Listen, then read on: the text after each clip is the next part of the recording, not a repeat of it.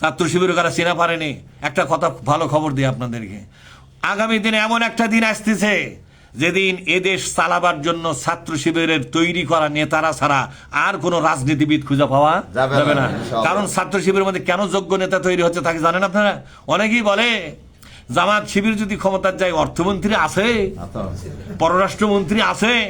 আরে তোমরা যে দল করো সেই দলের মন্ত্রী পরিষদের জন্য 60 জন লোক বাছাই করো, ওই 60টা লোক ঢাকার ময়দানে দাঁড় করাও, ছাত্র শিবির খালি ঢাকা ইউনিভার্সিটির নেতারা খালি খাড়া হবে। একটা নেতার সাথে যদি 60টা নেতা পারে তখন বলবো যে তোমাদের মধ্যে যোগ্য লোক আছে। কথা ঠিক না ভাই?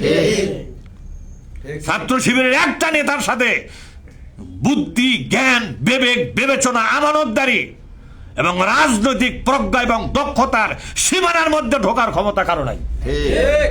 কারণ কি বলেন তো? কারণ হলো ছাত্র শিবির হচ্ছে একটি একাডেমিক অর্গানাইজেশন। কি জোরে এখন? একাডেমিক, একটা প্রাতিষ্ঠানিক সংগঠন।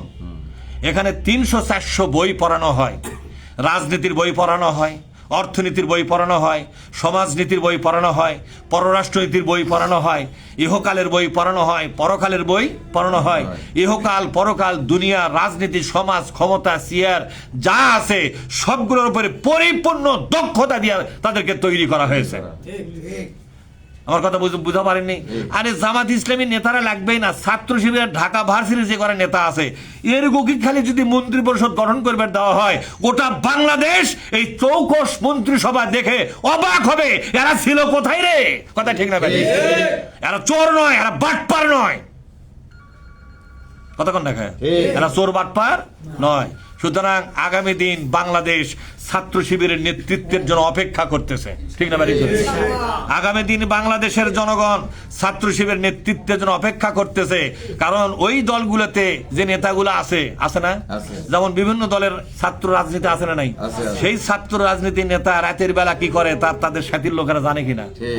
ছাত্র শিবিরের একটা নেতা রাতের জীবন আর দিনের জীবন যদি কেউ গোপনে অনুসন্ধান করে মানুষের চোখে পানি আসবে।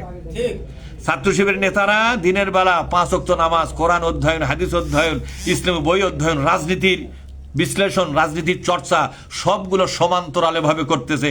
পাশাপাশি রাত যখন লাগে এশার নামাজের পরে ছাত্র শিবিরের এক একটা নেতা তাহাজ্জুদ নামাজের সেজদায় পড়ে যায়।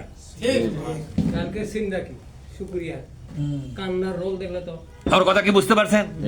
সুতরাং ছাত্র শিবিরের ব্যাপারে এত এর কি ফাজলামি করে কথা বলার কোনো সুযোগ নাই।